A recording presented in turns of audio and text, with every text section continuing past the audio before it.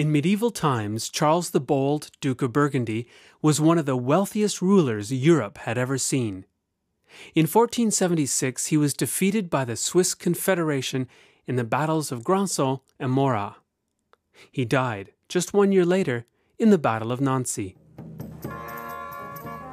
The Historical Museum in the Swiss capital Bern is currently devoting a major exhibition to the Duke and the Burgundian court culture of his time.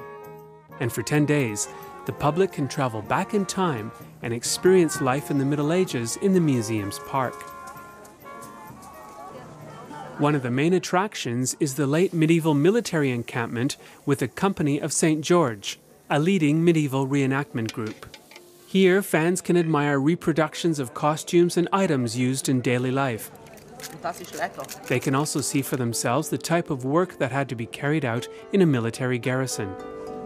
Every item of clothing was made from hand-spun flax or wool. The best flax was spun by spinners working in a cellar, but flax goes better when it's damp, and it's also, to spin fine, it's hard to see. So they put them in a dark cellar, a damp dark cellar, with just one candle to put behind the flax, so it's behind and you can see it. So you'd work all day in the dark. Cut like that. Every camp also had its own doctor. Medical instruments and methods were quite different to what we know today, such as the process of testing urine. So I can see little impediments in there. This one has got quite a bit in. I check it against my colour chart here. That will then indicate to me which organ of the body is malfunctioning. But I don't just do that. I do two other tests, one of which is to smell it, and thirdly to taste it.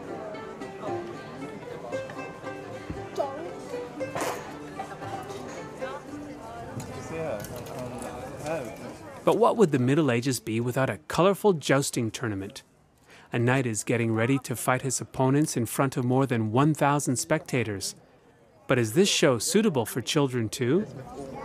It's like anything. If you try to race in Formula One without really knowing how to drive a car very well, with a bunch of other people who don't know how to drive very well, it'll be extremely dangerous. But jousting with the right equipment and the right training with other people who know what they're doing is comparatively safe. There is an element of risk, but it wouldn't be any fun if there wasn't an element of risk. You have to have you have to take a few chances in life, otherwise what's the point? The horses are decked out. The knights make some last-minute adjustments to their armor, and the tournament is ready to begin.